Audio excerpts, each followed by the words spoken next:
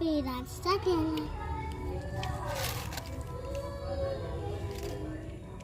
നമ്മൾ പെപ്പറെല്ലാം ഇട്ട് അതിന് കുറച്ച് വെള്ളം.